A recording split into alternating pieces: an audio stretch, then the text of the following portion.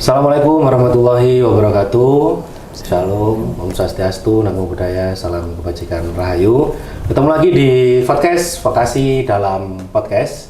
Nah, hari ini kita akan ngobrol bincang-bincang singkat ya, sama salah satu senior saya juga. Ini sama salah satu mitra juga dari ya. Senior senior ya kayaknya. Nah, ini kita hari ini akan ngobrol sama teman-teman dari SMK N1 Darul Ulum Muncar Banyuwangi. Nah, hari ini kita akan ngobrol sama Ibu Siska. Halo, ya.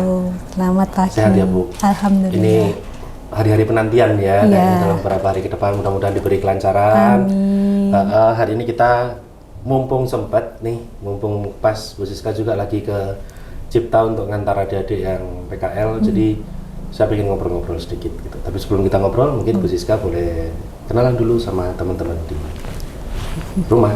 Oke, terima kasih. Assalamualaikum warahmatullahi wabarakatuh. Selamat pagi teman-teman.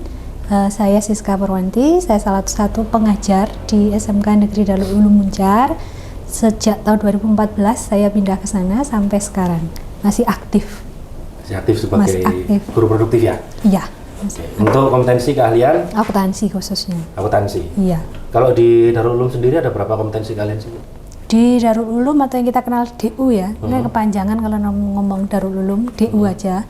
Itu gampangannya DU punya 7 kompetensi keahlian. 7. Yang pertama berdiri itu kalau tidak salah TKJ sama TKR. Kemudian adik-adiknya itu tata busana, kemudian akuntansi, terus ada APHP, pengolahan ikan tapi. Yeah.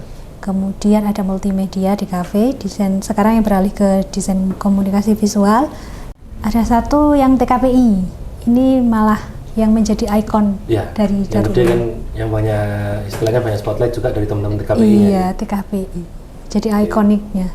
Di kita itu karakternya karena ada 2 kemaritiman, 2 jurusan di kemaritiman, jadi ikon TKPI sama APHP itu kental banget ketarunaan. Iya, siswa-siswa taruna.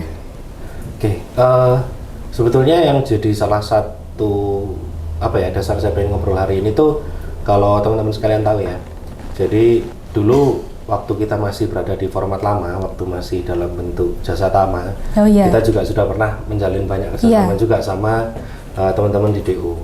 Cuman pada saat itu sempat kita off ya, sempat off gitu, 4 tahun sempat off kalau nggak salah sekitar 4 tahun. Terus berbarengan sebelum COVID kalau nggak salah waktu itu. Iya. Ya 1 tahun sebelum adanya COVID. Kalau nggak salah. Jadi pas berbarengan sama pelaksanaan LKS, kemudian uji kompetensi keahlian, nyambung lagi, gitu. Jadi kita sempat nyambung lagi. Nah, disitulah yang waktu itu langsung kita bukannya kaget kayak gimana ya, cuman kita ngerasa, oh ini beda nih gitu. Ketika dulu sebelum off dengan setelah off kok ada sesuatu yang lain gitu. Ketika kita sudah lama nggak mendengarkan kabar, ternyata begitu kita tahu kondisinya kok kenceng gitu. Nah, ini jadi salah satu bahan diskusi kita juga dan bahan obrolan kita juga di kantor. Sebenarnya apa yang terjadi selama 4 tahun off itu, atau apa yang sedang dibentuk Bu Siska dan tim selama 4 tahun off dengan Cipta itu, sampai pada akhirnya ketika kita harus ketemu lagi, itu outputnya udah bener-bener lain nih anak-anak ketika ketemu sama kita gitu. Jadi sistem apa nih yang lagi dibangun di sana pada saat itu? Di tahun 2014, kalau yang saya tahu aja ya, di awal saya ke sana tahun 2014 di DU itu masih proses perkembangan awal yang luar biasa. Dan masa transisi ya biasa lah ya, masa transisi ada, pas saya masuk juga ada masa transisi pergantian pimpinan. Saya baru masuk setahun, kemudian 1 tahun kemudian ada transisi kepemimpinan. Di saat itu mulai proses banyak berbenah diri sama beliau itu, sampai sekarang saya gak akan lupa sama beliau, Pak Panuri. Itu yang mulai istilahnya teman-teman kalau di sana itu yang bilang beliau yang mengajak kita pintar. Semua hampir seluruh aspek di manajemen sekolah itu diperbaiki beliau satu-satu. Pertama sarana prasarana, kemudian SDM, kualitas pembelajaran, dan semuanya itu beliau terintegrasi pelan-pelan. Beliau di sana 4 tahun itu yang mendorong kita sedikit banyak berubah. pergantian pimpinan, pergantian visi misi, berbenah diri, dan kok pas ya 4 tahun ya? Iya, makanya pas 4 tahun beliau di sana juga itu, oh kita seperti bisa membaca arahnya ke depan. Oh maunya seperti ini, maunya seperti ini. Kemudian setelah 4 tahun beliau di sana, ada SK perpindahan, yaitu yang membuat kita kok DU sudah besar, sudah dipersiapkan dengan Bapak seperti itu, dengan tim manajemennya seperti itu, ya akhirnya kita diberikan kesempatan lagi untuk bisa mengembangkan dan melebarkan sayap. Kita harus berpikir, oh harus lebih, istilahnya terbangnya lebih tinggi lagi, seperti itu. Jadi kalau ngomong perubahan itu juga banyak ya, dalam waktu 4 tahun itu, bahkan dari yang sifatnya sangat mendasar sekali. Banyak sekali. Kita juga sempat, kan sebelumnya bukan saya ya Kaprodinya, sebelumnya kan Pak Agung. Pak Agung sempat yang pertama menjalin dengan Jasa Tama waktu itu, dengan Pak Agus. Saya tahunya dulu kan Jasa Tama Pak Agus, kemudian CSC berubah sama Pak Alwi. Terus kok berjodoh sampai sekarang sama Pak Alwi. Jadi saya tahunya Jasa Tama ya figurnya ya Pak Agus saja. Waktu itu sampai di 4 tahun kita off, kemudian kita nyoba menjalin lagi, itu saya pikir juga masih Pak Agus. Oh ternyata sudah berbeda lagi. Nah pada saat Pak Agung dulu menyambung pertama berapa tahun ya, saya lupa waktu. Berapa tahun ya? Berapa tahun Pak? 3 tahun. 3 tahun dengan itu respon dari pengawas ya waktu itu kualifikasinya untuk Jasa Tama sendiri, pas waktu lihat CV-nya itu kualifikasinya sangat memenuhi sekali dengan track record yang luar biasa. Dari Pak Agus juga teman-teman dari tim penguji Jasa Tama pengawas memberikan nilai positifnya lebih. Nah mungkin sambil yang 4 tahun kita berbenah diri itu juga pergantian regulasi dari LSP. Oke, betul. Nah itu kita off-nya itu kan, jadi kita dipaksa untuk mengambil alih LSP-nya itu, kita dipaksakan juga untuk istilahnya uji kompetensi baik dari gurunya sampai uji kompetensi yang asesor. LSP-nya berdiri, siswanya juga ya. ternyata di trial error sampai berapa kali ya, 3 kali angkatan kalau tidak salah waktu itu dievaluasi, hasilnya juga kurang maksimal sepertinya sampai sekarang, dan akhirnya LSP-nya sampai sekarang off. Ada pergerakan yang sepertinya melambat di LSP P1-nya kami, akhirnya disitulah di tahun keempat kita sudah waktunya kita keluar deh. Kita harus gak bisa gini, stagnan di sini aja dengan berbagai macam problematikanya ini. Ya akhirnya kita menghubungi CSC lagi. Oke, akhirnya industri ya. Iya, balik lagi ke industri. Gitu. Dan luar biasanya ketika awal-awal kita kesana itu juga agak kaget sama istilahnya lingkungannya si anak-anak ya, terutama yang AKL gitu, karena ada beberapa keresahan-keresahan kita ketika bekerja sama dengan sekolah, kemudian dengan siswa dan yang lain itu ada jawabannya di situ gitu. Maksudnya ketika saya ketemu dengan adik-adik di DU sendiri itu ada yang beda. Kalau untuk sistemnya nih, gitu, sistem pembelajarannya teman-teman AKL di DU sendiri kayak gimana? Mulai dari kelas 10 katakanlah sampai ke kelas 12 gitu, yang berjalan seperti apa? Sistemnya ya, saya kan hanya menurunkan apa yang menurunkan sama membaca visi misi apa yang disampaikan sama pimpinan, sama sekolah, sama lembaga. Itu yang kami baca, kemudian kami godok di internal jurusan. Ini arahnya mau dibawa kemana sih sebenarnya? Kita membaca regulasi juga. Jadi kadang kita berdua yang lebih sering diskusi. Kalau kita berdua sudah saya sama Pak Agung sudah satu arah, baru kita bawa ke internal di jurusan, baru dirapatkan bersama dengan tim. Di situ kita serasa kayak punya mimpi ke depan berdasarkan visi misi ini, kita sinkronkan sama ini, regulasinya ini maunya seperti apa, setiap perkembangan itu dinamikanya kayak apa. Itu yang kita ramu, istilahnya diramu kalau bikin jamu jadi satu, sampai ketemu formulanya cling begini, sampai kita menemukan identitas diri kita. bagaimana kita membuat diri kita berbeda dengan yang lain. Karena ramuan formulanya sudah jadi, apa yang dibutuhkan di luar itu kita sudah memahami meskipun belum 100%. Kemudian dengan banyak citra tentang akuntansi yang waktu itu bilang sudah sampai titik jenuh. Ya, sampai di moratorium juga. Iya, betul, sampai titik jenuh, dan ini salah satu penganggurannya juga banyak. Akuntansi itu banyak stigma yang mulai muncul di bidang bisnis manajemen. Sudah titik jenuh lah, mereka sulit untuk mencari pekerjaan dan sebagainya. Di situ kita mulai berbenah. Sistem yang kita terapkan, kita formulasikan dengan banyak sekali formula, kita cocokkan sama satu tim di manajemen itu mintanya apa, kita punya formula apa, saya dudukkan sama teman-teman, ini kita berdua sudah diskusi, ada masukan apa lagi kedepannya seperti apa. Jadi setiap awal semester pasti awal semester ya, bukan hanya awal tahun pembelajaran. Awal semester kita punya target. Kalau saya sendiri sistemnya per tahun, tapi teman-teman sistemnya kami buat goal itu setiap satu semester. Seperti kelas 10 kan baru. Kelas 10 kan transisinya dari anak SMP ke kelas 10. Kelas 10 treatmentnya nggak akan sama seperti kelas 11 dan kelas 12. Ini pertanyaan yang sama kemarin dipertanyakan sama teman-teman di grup GSM. Ada yang Japri. Perbedaannya, Bu, kita tidak fokus ke kompetensi kalau di kelas 10, tapi membangun karakternya dulu. Kelas 10 itu kita bangun dulu karakternya, kita bangun dulu habitnya dulu.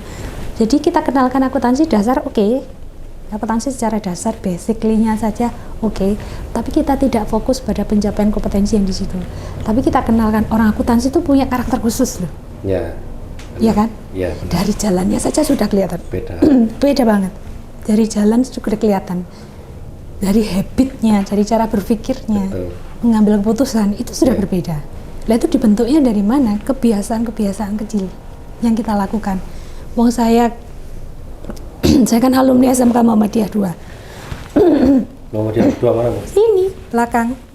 Malang? Iya, sini belakangnya Pak Alfi sini. Akuntansi 3 tahun, kuliah 4 tahun, ngajar 12 tahun. Akuntansi di sini hanya secara konsep teori.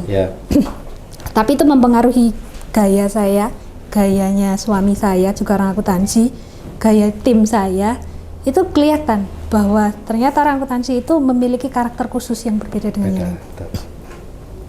Itu yang saya katakan ke anak-anak, itu yang membuat kamu berbeda dengan teman-temanmu yang lain. Disiplinmu tidak seperti anak taruna ya.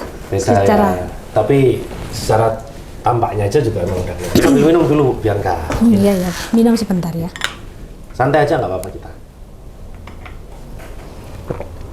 Apalagi nempelnya adalah ketika kita ngobrolin masalah DU, itu yang dinotis pasti selalu Bu Siska sama Pak Agung. Kalau kemana-mana itu ya, kalau kita kemana-mana, yang dinotis pasti Bu Siska sama Pak Agung. Iya memang. Ya itu Pak Agungnya guru penggerak gitu ya. Yang Bu Siskanya aktif di GSM komunitas. Karena kalau guru penggerak nanti saya ngobrol sendiri aja sama Pak Agung.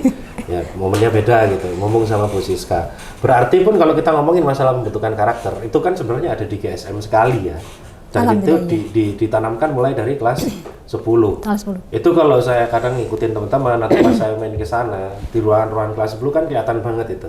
Mereka punya istilahnya, mereka bisa setting goal, setting target. Mereka bahkan diminta untuk bikin semacam kayak river of life, kayak gitu-gitu. Kemudian dengan konsepnya teman-teman kalau ngobrol sama di sana, sel itu dibahas sekali. Iya benar. Apalagi kan kalau kita ngelihat dengan istilahnya demografinya teman-teman di Muncar dan daerah sekitar yang jadi serapan siswa ke sana kan backgroundnya juga macam-macam gitu ya.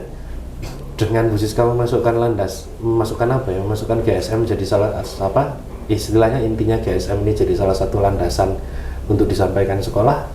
Akhirnya apa yang Bu Siska temui gitu atau apa yang Bu Siska dapatkan di lapangan? Saya ceritakan dulu kenalan sama GSM itu prosesnya gimana. GSM itu saya kenal adalah ketika pertama SMKPK. launchingnya SMKPK pertama. Oke. Darul Ulum kan dapat. Ya. Itu ada undangan juga Pak Rizal, tapi saya nggak ikut apa enggak ya, saya lupa itu. Itu masih COE berarti ya? Iya betul. Oke. SMKPK. Terus ada undangan Pak Rizal, Zoom juga secara virtual. Kemudian ada salah satu guru BK senior sekarang sudah pensiun, Bu Hikmah. Itu yang menggeret saya. Kamu nanti yang meneruskan GSM di sini. Langsung nunjuk ke saya. Tahun 2021 saya nggak kenal GSM sebelumnya. Mei 2021 saya langsung ditunjuk, ditembak sama Bapak Kepala Sekolah Pak Maki waktu itu. Ditembak, disuruh tugaskan berangkat ke Jogja. Ikut simposiumnya GSM. Oke. Itu dari situ saya sebelumnya hanya tahu informasi bahwa GSM itu seperti ini. Ya. Saya baca dulu di webnya, mendalami apa sih GSM itu. Loh kok satu frekuensi nih, Ya. loh kok cocok ini, Ya. loh kok begini. Berarti apa yang sudah kita lakukan di akuntansi DU kurang lebih sudah hampir menyentuh 40% kalau saya ukur ya. Karena belum kenal GSM secara menyeluruh kan ya waktu itu. 40% loh kok sudah ini. Akhirnya tanggal 20 saya masih ingat 20 apa tanggal 21-nya Mei berangkat ke simposium. 3 hari apa 4 hari itu di sana kenalan sama foundernya, sama ibu, sama co-foundernya, sama teman-teman GSM se-Indonesia, dan vibe-nya beda banget. Oke. Vibe-nya sudah beda karena saya berangkat kan SK ya, berarti saya kan harus. Ya. Dan ternyata teman-teman di sana berangkatnya banyak yang tidak pakai SK, jadi Mandiri. mereka betul sekali biaya mandiri. Jangan bayangkan sudah Pak Alfi, kita yang berangkat workshop, berangkat ke simposium dengan berangkat SK dengan berangkat sendiri, itu rasanya kan nggak sama ya. Beda. Otomatis beda. Banyak volunteer di sana, senasional. Oh ternyata GSM ini sudah berdiri sangat lama, sudah jamur, dan frekuensinya sudah benar-benar beda wes. Dari situ saya merasakan, wah ini, saya pulang kayaknya nggak boleh ini, nggak melakukan apa-apa. Itu yang saya pikir pertama. Itu yang juga yang melandasi saya kenapa saya harus lanjut studi lagi. Kalau saya kumpul sama, saya bilang luar biasa banget. Saya bisa dipertemukan dengan tim-tim teman-teman di GSM di level mulai dari TK, SD sampai SMA, SMK. Ya. Kemudian kita sempat dipecah dari tim ke SMK lebih kecil lagi. Kita sempat bahas sampai jam hampir 1:30 malam di ruangannya seperti ini. Hanya sedikit sekali. Dan saya tuh paling kecil sendiri.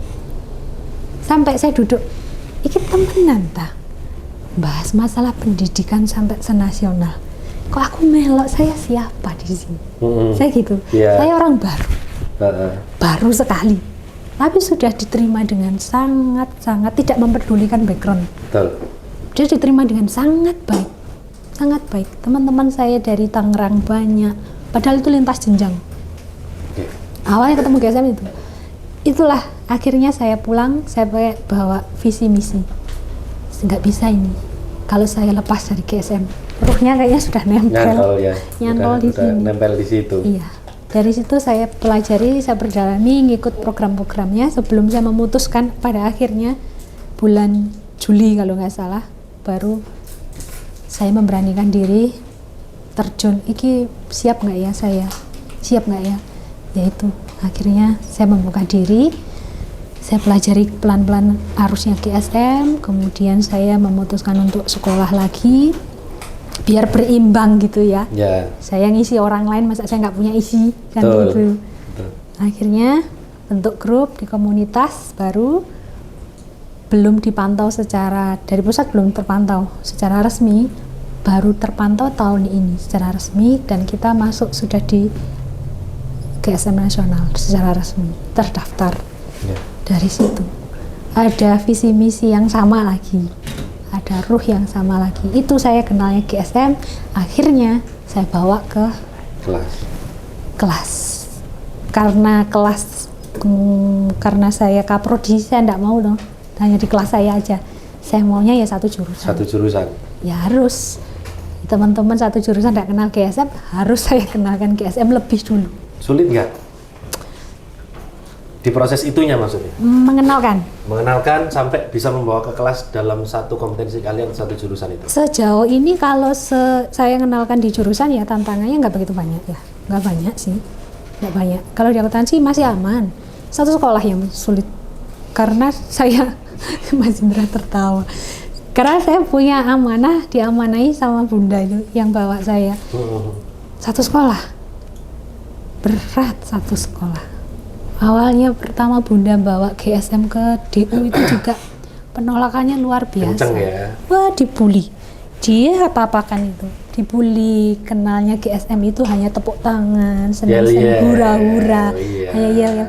Padahal esensinya ada di situ. Betul. Esensinya ada di situ.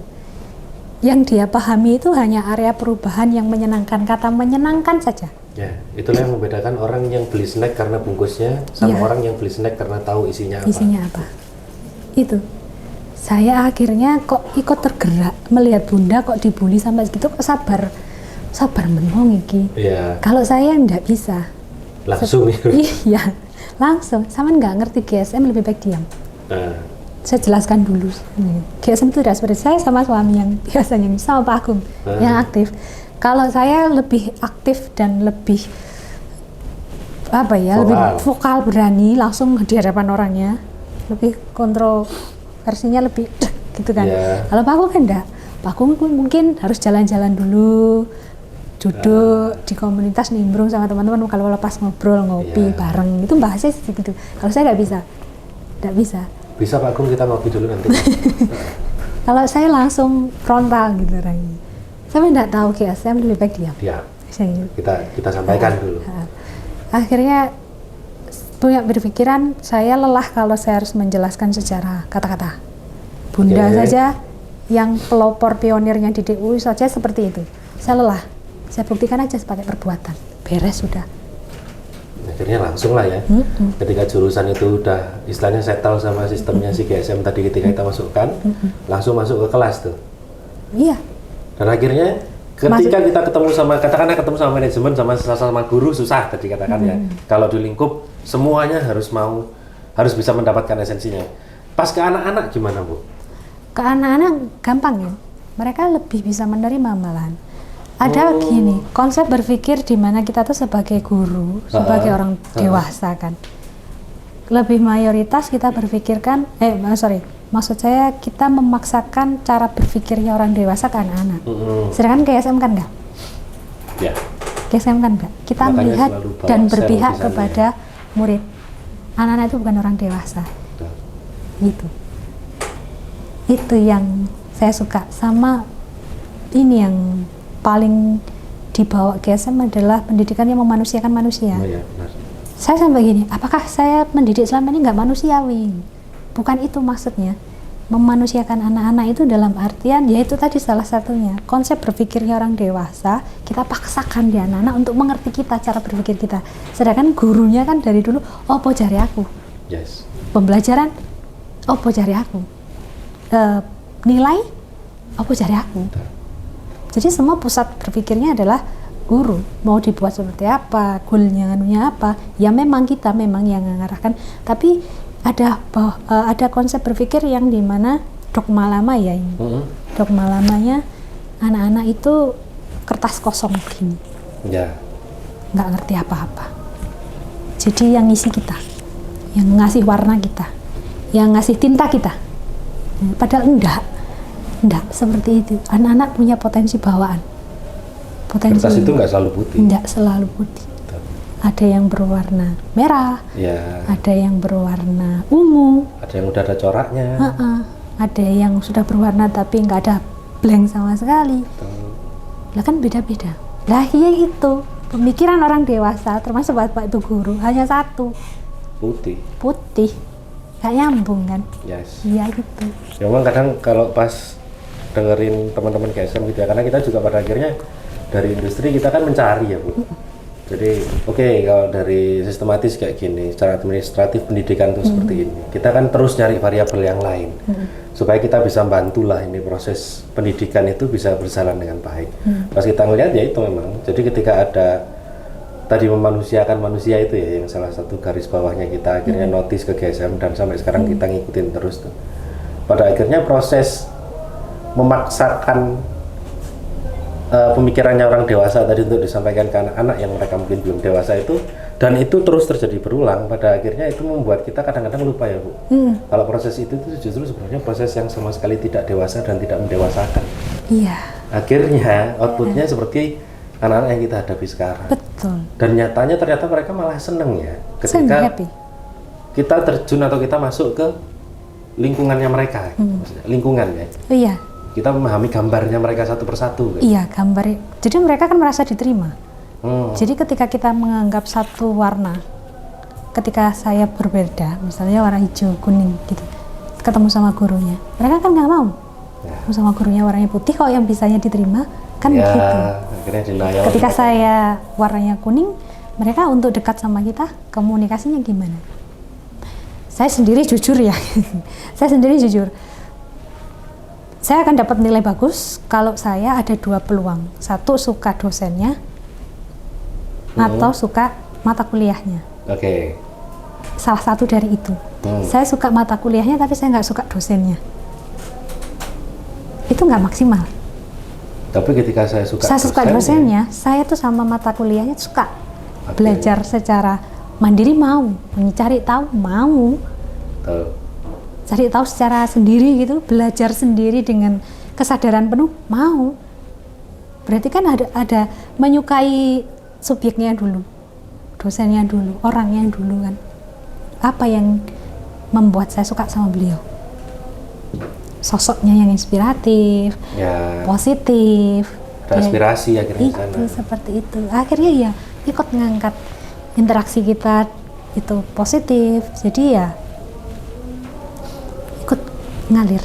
Jadi akhirnya ketika tadi pergerakannya yang sistemnya yang dimasukkan tadi itu sampai ke dalam skala emosionalnya anak-anak dulu di awal, sampai akhirnya itu bisa membentuk karakter dari mereka sendiri, ternyata feedbacknya juga bagus. Luar biasa ya. Iya, karena mereka positif. Karena mereka merasa diterima. Diterima dulu. Dari mulai pertama tadi dari 2021 katakanlah mengenal GSM, kemudian akhirnya mengaplikasikan itu di sistem pembelajaran di sekolah, mengaplikasikan itu dengan cara dan basis daily communication-nya sama anak-anak di sekolah gitu ya, sampai mendekat ke arah sana, bahkan bolak-balik ngajarin atau membahas masalah social emotional learning-nya mereka, yang bahkan itu nggak hanya siswanya yang butuh, gurunya juga sebenarnya butuh. Betul sekali. Dari skala 1 sampai 10 nih, dari yang sudah dijalankan Bu Siska, Pak Agung, dan tim yang ada di sana, kalau melihat dari siswanya sendiri, seberapa jauh kemudian itu nempel ke mereka dan seberapa jauh itu membangun karakternya mereka sampai mereka kelas 12 nanti? Kalau skalanya di anak-anak ini ya, karena tantangannya dari 7 jurusan itu ada akuntansi itu paling rendah. Mungkin saya akan beda ceritanya ketika tantangannya saya harus masuk di jurusan yang lain. Begitu. Sama anak-anak tadi menerapkan SEL, ya, social emotional learning, salah satunya adalah membangun dialog sama anak-anak itu. Itu tantangannya karena di akuntansi minim sekali problem. Komunikasinya gampang. Saya hanya berpikir bahwa anak-anak tidak harus berpikir seperti saya, tapi saya yang harus berpikir seperti mereka. Mereka punya problem. Saya selalu di awal tahun pembelajaran itu selalu bilang kelas, terutama kelas 10, seberat apapun masalahmu, di rumah kek, di luar kek, sama pacarmu kek, seberat apapun masalahmu, jangan mudah mengambil keputusan sendiri. Kamu nggak nemu solusi, datang ke saya, nggak apa-apa. Wali kelasmu nggak apa-apa. Jadi dilibatkan, diintegrasi apa? Misalnya kamu nggak mau datang ke saya, wali kelasmu nggak mau, ada bapak ibu guru yang mana, pasti nanti disampaikan ke saya. Karena ada proses di mana kamu kadang nggak bisa menyelesaikan masalah kamu sendiri. Itu yang saya jaga. Biar nggak gerusa-gerusu ya Bu? Iya, soalnya dampaknya Pak Alfi. Panjang itu. Panjang, urusan anak-anak itu gampang overthinking. Ya. Lah sudah overthinking, ada lagi ganggu banget di sekolah. Betul. Ganggu banget.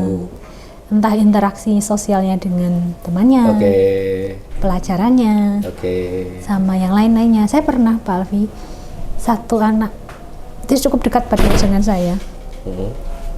Dia terganggu, sempat ada punya masalah, orang tuanya proses bercerai. Proses ya. Dan selama proses bercerai itu dia tidak cerita.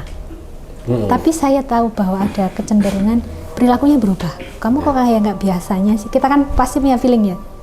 Kamu nggak kayak biasanya sih, Dok. Punya masalah tak? Saya gitu kan. Enggak, Bu. Itu pendekatannya juga, padahal itu sudah dekat dengan saya ya. Pendekatannya sampai berbulan-bulan. Sampai pada akhirnya dia itu sembab datang. Saya lihat lagi. Kenapa? Saya panggil dulu, kita interaksi berdua. Padahal saya bukan guru BK. Wali kelasnya juga bukan. Seperti itu. Tapi ada dialog yang seperti ini. Akhirnya dia mau terbuka. Pendekatannya nggak bisa langsung set gitu, dak. Bukan menuntut, kita mendekat. Mendekat. Jadi kadang kita tahu sebagai guru tuh, kita tahu anak kita bermasalah, menutup mata sebelah. Nggak mau ikut campur lebih dalam. Hanya merasa kasihannya aja. Tapi tidak ikut membantu, berkontribusi, minimal menjadi pendengar yang baik. Itu satu. Itu kan membangun hubungan yang positif ya, dialog dengan anak-anak. Kalau dialog secara individual, secara kelompok kecil, secara kelompok besar berarti klasikal. Dialog positif secara klasikalnya ini yang lebih gimana ya, kita membuat aturan yang katanya versinya kita. Yang dulu menjelaskan, biasanya di awal saya tidak suka kalian datang terlambat. Tapi tidak pernah diberitahukan alasannya. Kenapa? Secara logis. Tapi giliran bapak terlambat, ibu terlambat, tidak apa-apa. Gitu. Anak-anak kan jadi gak respect sama kita. Aksi reaksinya akhirnya berbanding terbalik. Sebab akibatnya juga. Itu. Makanya ketika di awal sel ini ditumbuhkan dengan itu tadi. Pertama kalau Bu Novi bilang ya, Bu Novi GSM, co-foundernya menyampaikan, mendidik itu pakai cinta kasih. Itu pakai cinta kasih. Ojo sak karepe dhewe, apa sak karepe gurune. Guru harus menjadi inspirator, kan seperti itu. Kalau kita minta dari satu sisi mikir gurunya aja, ya anak-anak banyak yang nggak bisa menerima. Tidak bisa menerima itu tidak selalu bisa disampaikan sama mereka. Bisa penolakan itu secara tidak mengerjakan tugasnya kita. Untuk penolakannya juga macam-macam. Nggak bisa diomongi yang katanya kita nih. Ya Bapak, itu kan sebenarnya kalau mau secara umum kan, ketika kita mengajar itu akhirnya yang kita masukkan ke sana itu ego kita sendiri. Iya betul. Maka otomatis ya akan dikonfrontasi sama egonya anak-anak. Dan ketika mereka menunjukkan egonya, kita salahkan mereka dengan bahasa mereka nggak bisa menerima apa yang kita sampaikan. Kayak itu yang PR buat kita. Jadi akhirnya justru ketika kita mendekatnya itu kan holistik banget ya Bu. Jadi ketika kita mendekatnya holistik banget dan kayak gitu, justru dari segi tadi ketika kita ngomong dari segi karakter mereka terbentuk gitu. Larinya akhirnya karena mereka ngerasa senang, secara karakter mereka terbangun gitu ya. Ada dialog tadi bahkan sampai di level klasikal. Maka secara nggak langsung kompetensinya mengikuti. Harapannya begitu. Tapi alhamdulillah sejauh ini iya. Yang di sana gimana? Yang di DU? Kalau secara klasikal kita kan punya kesepakatan kelas ya. Mungkin kalau teman Pak Agung nanti bahasnya beda lagi. Apa namanya ya? Saya lupa itu. Kalau guru penggerak itu ada bahasanya lagi. Tapi sebenarnya antara guru penggerak dengan GSM itu rohnya sama kok. Diajar Dewantoro kan. Itu aslinya sama. Cuman gini, kesepakatan yang kelas yang kita bangun di awal, dan itu nggak hanya berhenti buat kesepakatan kelas 10, enggak. Setiap semester. Setiap ketemu di awal tahun pelajaran, setiap ganti semester, itu selalu ada kesepakatan baru. Saya tanya dulu, kalian punya goal apa ini satu semester ke depan? Itu saya tanya dulu. Kalau di kelas kontrak perkuliahan tapi dengan bahasa yang lebih manusiawi. Punya goal apa ini? Di dalam kelas, hal pertama yang saya sampaikan anak-anak itu, goal apa ini? Kalau saya punya goal yang kayak gini nih. Karena saya berbicara bukan hanya sebagai guru mapel, tapi sebagai kaprodi yang menjaga ekosistem kalian selama 3 tahun ke depan. Ekosistemmu harus aman, terkendali, kondusif, iso gak usah merotol, masuknya 103, 108, keluar ya kalau bisa seperti itu. Minim sekali ada anak yang putus sekolah. Saya menyampaikan seperti itu. Saya sampaikan goal saya ini, saya punya harapan anak-anak nggak ada yang merotol sekolahnya. Ya makanya saya bilang sesulit dan sebesar apapun masalahmu, mendekat. Kita menerima kalian tuh apa adanya. Seperti itu. Saya berikan tips trik, misalnya bangun kesepakatan kelas yang nyaman tuh kayak apa, yang bersih bu, yang ini bu, anak-anak menyampaikan oke. Kita bahas satu-satu, jadi kita bahas satu jam pelajaran terus babano, misalnya 8 jam pembelajaran hanya untuk bahas itu saya biarkan tebas oke satu-satu, sama memberikan alasan yang logis kenapa kamu minta kelas yang bersih, karena nyaman bu, kelasnya kalau nyaman begini-gini, oke kita tulis enggak, sepakat enggak semuanya kalau kelas itu harus bersih, tulis. Jadi mereka yang menentukan ya? Harus solid bu satu kelas, solidnya yang dalam arti apa ini? Harus memberikan gambaran juga. Solid engko satu ulangan untuk kabeh. Terus bikin project solid. Biasanya seperti itu. Itu sulit jadi kalau bahasa kita bukan solid ya. Jadi kita memberi anak-anak berkontribusi pada jawaban, kita memberikan alasan yang logis. Mendampingi mereka. Ya istilahnya ada positif ada negatifnya. Ini kan harus disampaikan juga. Ya gitu tuh. Kesepakatan kelas dibangun bersama-sama. Itu loh yang kita di industri itu rasakan kurang ketika ada serapan dari teman-teman SMK ya. Mungkin itu jadi salah satu dasar juga ya.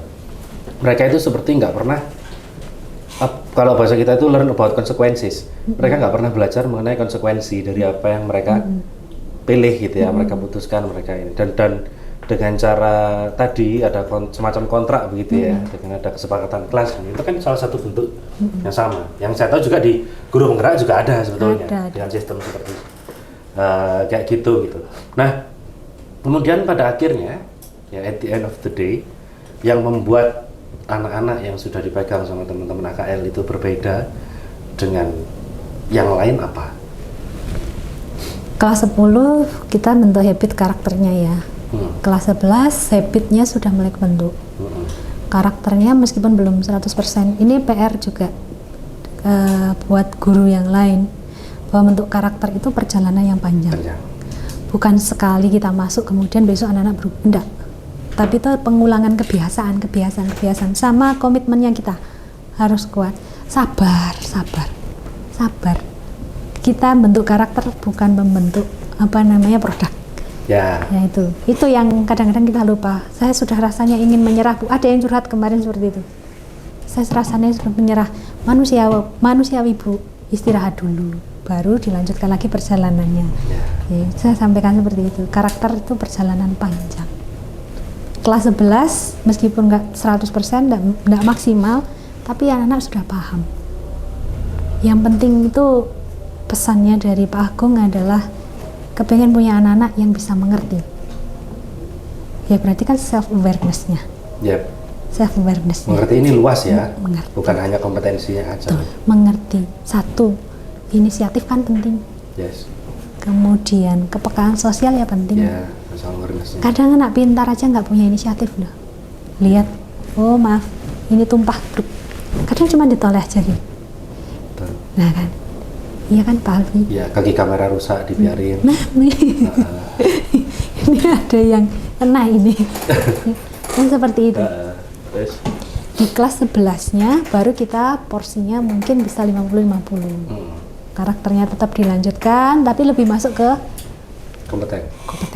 kompetensinya yang jadi settingan pembelajarannya yang mulai agak sedikit berbobot. Kelas 10 dikenalkan tugas project. Problem base dibangun, tapi discovery sama inquiry learning itu wajib. Saya hampir nggak pernah menerangkan. Ya memang harus kalau itu. Nggak pernah saya menerangkan. Itu di awal membentuk, kok gurunya nggak nerangnya sih? Itu tuh perjuangannya luar biasa. Saya jawab hari gini, abad 21 masih ada guru menerangkan. Saya bilang begitu. Jadi anak-anak sekarang udah biasa. Ada sering ngechat, Bu ada referensi buku lain mungkin yang untuk materi yang ini? Oh ada. Di perpus ada enggak Bu? Oh ada. Bukunya ini. Saya gitu. Dan itu mereka yang mencari. Iya. Sampai segitu. Bu ada referensi enggak? Ini ada salah satu teman saya, tim saya yang bilang ada yang anti Brandly. Sumber rujukan Brandly ditolak. Teman saya. Harus dari luar situ, nggak boleh ngambil dari Brandly. Iya, saya nggak mau kalau Brandly. Orangnya bilang begitu. Tapi selalu diberikan alasan kenapa Brandly itu jawaban sejuta umat yang siapa saja bisa jawab. Tukang becak jawab di situ juga bisa. Nggak otentik. Yes, itu. Oh ternyata saya memaksa teman-teman seperti itu. Waduh, dampaknya juga ke teman-teman. Dia punya prinsip akhirnya, punya idealisme. Tapi ya itu tadi GSM-nya nggak nggak hilang. Tetap ini ya, maksudnya kita di holistiknya tetap gitu. mendekat ke mereka, bukan kita memaksakan mereka untuk mengerti kita, gitu ya. Jangan dijadikan istilahnya dijadikan samsak juga ketika kita sendiri membutuhkan sesuatu, jangan sampai itu nggak kita lakukan ke mereka juga, ke siswa juga. Iya. Jadi kalau mau dibilang berat ya pasti namanya proses pembentukan penyusunan pasti berat ya Bu, sampai bisa berjalan di tahap sekarang pun bukan karena mereka tiap hari kena drilling kan, tapi prosesnya jauh sebelum itu. Mulai kelas 10 mereka juga udah terbiasa sebetulnya. Iya. Kita mungkin nyebutnya drilling gimana ya? Kelas 10 sudah dikenalkan project base itu hanya 1 semester. Kelas 11, 12 wajib. Dari awal semester 1 tahun. Ya. Apalagi kelas 12. Itu level bobotnya beda. Ya. Kita selalu rapat dulu. Saya punya setting goal untuk tahun ini kelas 11 12 seperti ini. Tolong di breakdown. Di breakdownnya saya baca lagi, saya baca. Itu udah revisi berapa kali nih teman-teman? 4 kali mungkin. Setiap revisi terus. Jadi setting goalnya anak-anak itu bukan yang paten blek begitu. Anak-anak harus belajar dinamis juga. Fleksibilitas zaman sekarang kan juga penting. Betul. Itu mereka harus mengerti bahwa loh kok semakin naik. Soalnya saya ngevaluasinya kok dikasih tantangan ini bagus. Terus saya naikkan lagi. Kok bagus lagi. Sak gurunya juga. Oke, sak gurunya juga sak gurunya. Kok bagus. Loh kok tambah bagus loh ya. Naik terus no. Nggak mau stagnan di situ. Begitu. Jadi pernah kemarin diwawancara kita bertiga tim project di kelas 10 sama pengajar prakteknya yang ngawasi guru penggerak diwawancara waktu itu. Menerapkan project based learningnya kesulitan nggak? Kalau kesulitan sih mungkin kalau dari kita ya, dari gurunya itu kendalanya yang paling utama adalah satu kelas 10 mengenalkan. Anak-anak kan masih blank, nggak ngerti. Ya, mendampingi secara personal, mendampingi secara diferensiasi produk dan desainnya mereka, wow, tantangannya itu. Terus teman-teman juga bilang ternyata mendampingi anak-anak itu secara individual, secara kelompok kecil, kelompok besar, gurunya ikut tumbuh, dipaksa ikut tumbuh. Anak-anak tumbuh, saya juga tumbuh ternyata. Itu yang dinotis pertama kali sama Bu Farah sama Bu Rini. Saya juga banyak belajar dari anak-anak yang nggak ngerti ini. Contoh nih, perusahaan jasa kemarin, planning bisnisnya anak-anak macam-macam kan. Ada yang bengkel, ada yang salon, ada yang apalagi salonnya macam-macam turunannya. Jadi teman-teman termasuk saya salah satunya ya harus belajar. Oh bengkel sama salon nggak sama konsepnya ya, sama-sama bidangnya jasa. Itu yang membuat kita ikut belajar, menyelami satu persatu diferensiasi itu tadi. Ini jadi informasi yang datangnya juga sebetulnya nggak kita kira-kira ya. Istilahnya sedekat itu sebetulnya kalau kita mau cari informasi, dan itu bawa istilahnya win-win buat kita, buat anak-anak juga. Kalau kita mau istilahnya apa ya, mau berpikir dengan jernih ya untuk dalam proses itu. Nah, dengan yang dikatakan tadi mungkin berat, kemudian ada proses, kemudian kita bisa berkembang sampai outputnya anak-anak bisa ke sana. Satu nih mungkin buat teman-teman podcast, apa ya, pesan atau kesan lah kira-kira, pesan-kesan buat disampaikan ke mereka, terutama terkait dengan pengembangannya anak-anak seperti apa? Pesan kesannya untuk rekan-rekan, mungkin rekan sejawat dulu nggih. Yep. Rekan-rekan sejawat dalam mengembangkan pembelajaran itu yang kita gunakan di akuntansi jelas ada piramida transformasi. Transformasi yang itu yang kita gunakan. Sekolah yang lainnya mungkin identik kenal dengan 4.0, kalau di GSM dikenal dengan 0.4, sekolah 0.4 di Bali. Jadi dari nol itu adalah dengan bagaimana kita membangun interaksi yang positif sama anak-anak, itu bisa meningkatkan kompetensinya anak-anak, sama memanusiakan manusia di dalam dunia pendidikan itu penting. Ini terus saya gali maknanya apa, filosofinya apa, terus saya gali sampai ketemu makna yang lebih spesifik bahwa anak-anak itu manusia, guru juga manusia. Kita sama-sama manusia, bisa membangun dan mengerti sebagai manusia untuk menjadi lebih baik. Guru itu bukan selalu yang sempurna. Guru itu bukan yang paling benar. Anak-anak kadang juga benar. Cuman kita saja yang kadang menolak kebenaran dari anak-anak.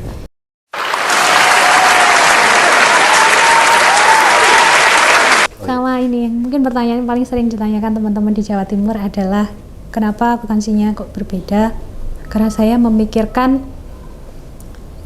yang sudah sering saya share di video-video itu, saya aja memikirkan tantangannya anak-anak itu luar biasa sampai 20 tahun ke depan.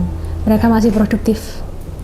Bukan hanya mereka berperang dengan sesama manusia yang, maksud saya berperang bukan dalam artian kan nggih. Secara kompetensi mereka rebutan, istilahnya rezeki memang sudah ada yang mengatur, tapi ada yang harus kita persiapkan 20 tahun ke depan. Kita itu yang harus kita pikirkan ke depannya, bukan untuk kebutuhan sekarang aja, tapi kebutuhan ke depan. Itu ya pesan saya. Terus mau belajar dan berubah. Jadi sebenarnya pesannya kalau bisa dibilang sangat umum sekali ya teman-teman. Karena memang kadang-kadang kita suka ingat dengan sesuatu yang spesifik, suka mikir sesuatu yang berat, tapi kita lupa yang sifatnya basic, padahal itu yang justru akan bawa sesuatu lebih besar. Betul. Gitu. Sama kayak waktu kita kenal asas Pareto, 20% itu mungkin nggak akan kelihatan, tapi dampaknya justru bisa lebih besar daripada 80% yang kita lakukan, kita bangun atau kita jalani. Jadi mungkin istilahnya apa ya, dalam obrolan ini saya sendiri juga dapat banyak gitu, dan memang kadang-kadang kita di industri pun juga sama, dan saya pun menjalankan industri ini juga backgroundnya sama, makanya kita belakangan ini juga sering diskusi masalah sel. Ada beberapa tim saya juga saya ajak ngobrol masalah social emotional learning itu seperti apa, karena ya saya kepengen nanti nggak hanya anak-anak di sekolah yang belajar, tapi saya kepengen teman-teman di industri itu juga memahami gitu. Salah satu yang paling jadi PR saya sekarang itu adalah susahnya minta maaf, susahnya mengakui kesalahan, dan susahnya mengucapkan terima kasih. Nah itu, gitu. Itu salah satu basic yang harus diterapkan. Karena satu ilmu yang sekarang saya kejar, Bu Siska, itu adalah gimana caranya nanti siswa-siswa yang datang ke sini, mereka itu punya satu skill set yang menurut saya itu penting. Satu skill set untuk diam. Karena ilmu diam itu ternyata sulit. Karena ketika diam itu kita bisa melihat sesuatu lebih luas, kita bisa lihat sesuatu lebih jauh, dan kita bisa mengambil keputusan justru lebih tepat. Daripada tiba-tiba kita dengan pikiran yang masih sekian langsung ambil keputusan das. Mungkin akan ada hasilnya, tapi mungkin nggak akan panjang, dan mungkin hasilnya juga nggak akan baik untuk orang-orang yang ada di sekitar kita. Itu jadi salah satu PR kita juga, dan kita senang banget bisa kolaborasi sama teman-teman di DU. Mudah-mudahan nanti kita bisa nyambung lagi di progres yang lain, project lain-lain, dan program-program yang lain. Mungkin itu sih Bu Siska. Sehat-sehat terus, mudah-mudahan lancar juga. Amin. Yang ditunggu-tunggu. Ya, kita menunggu kabar baik juga nanti dengan Pak Agung. Ya, kayaknya saya juga harus habis ini mau pindah topik, ngobrol sama Pak Agung yang lain. Gitu. Oke, teman-teman podcast. Jadi mungkin itu obrolan singkat kita hari ini.